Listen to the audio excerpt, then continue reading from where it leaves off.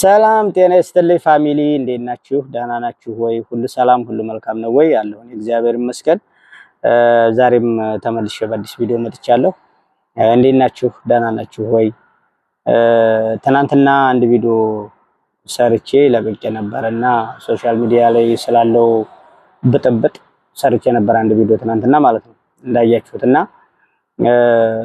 ብዙ ልጆች ኢንቦክስ እያደረጋችሁ የተሳደባችሁ ልጆች ያላችሁ በምን እንደተረጎማችሁት አላውቅም። ስድብ ደስ ብሏችሁ ከሆነ እንግዲህ ያው ካስደሰታችሁ ይቻላል እና አንዳንድ ሰዎችማ ባልሰራሁት ቪዲዮ ላይ ሁሉ ነው የሰደባችሁኝ። ምን እንደሆነ አልገባኝምና አንዳንድ ኢንቦክስ ያደረጋችሁ ልጆች 10 አመት ሞላው አንተ ደንቆሮ ያልከይ ልጅ ወይም ያልሽይ ልጅ ምኑን እንደሆነ አልገባኝም። 10 አመት እድሜዬን ነው ወይስ ምን ነው? 10 አመት ሞላው ያላችሁኝ እድሜዬ ነው ወይስ ምን ላይ ነው አልገባኝም። ይኸውላችሁ ኮሜንቱን እዚህ ጋር አድርጌዋለሁ እና ምኑን እንደሆነ አልገባኝም። ወጥቼ በቪዲዮ ልስራበት ብዬ ነው አልገባኝም። እዚህ ላይ አማራ መቼም ቀና ይወጣለትም አህያ።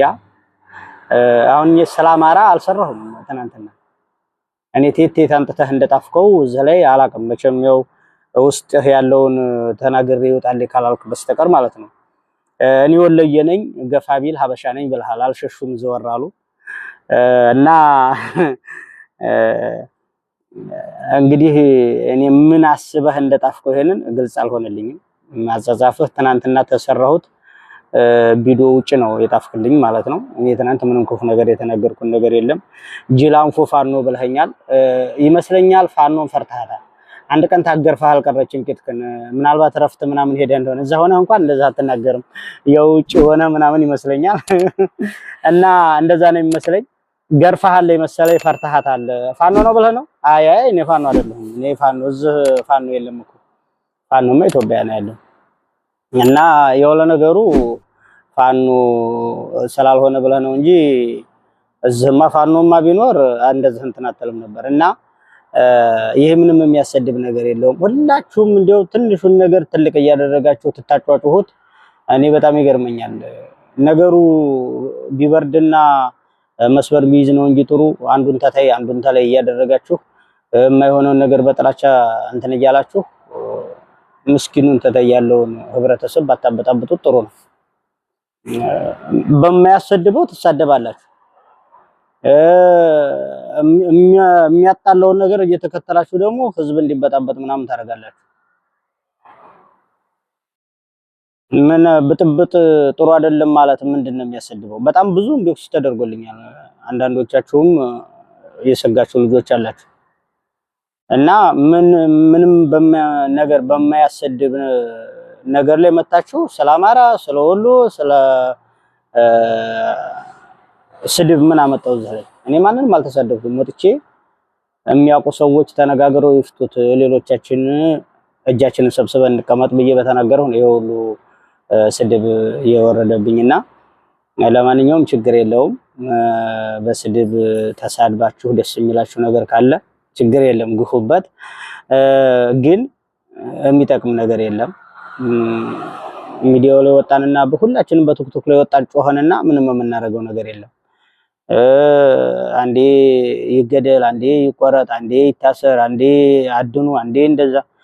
ታንዳንድ ጊዜ በጣም ነው የምትገርሙኝ። ካንዳንድ ጊዜ እናንተ ብቻ በቃ እናንተ የምትናገሩት መጥፎ ነገር አይመስላችሁም መሰለኝ። በቃ ታንድ በኩል ያለውን ይሄ ፎይ የሚባል ልጅ ዝም ብላችሁ በቃ እንደዚህ ከሆኑ አትወጣም ወይ ምናምን ነው የምትሉት። ከሱ ይበልጥ የሚናገሩ ልጆች እኮ በእናንተም በኩል አሉ። ነገሩን ተነጋግሮ መፍታት ተቻለ ተሁለቱም በኩል ተነጋግሮ መፍታት ነው። ወደ ህግ ይቅረቡ ተተባለ ደግሞ ተሱ ይበልጥ የተናገሩ ልጆች ብዙ ልጆች አሉ። ይሄ ነገር እኮ ሚዲያ ላይ 2 ወር ነው 3 ወር እኮ እና ለምንድን ነው ይሄንን ነገር ሁሉ እንትን እንዲል የምታደርጉት?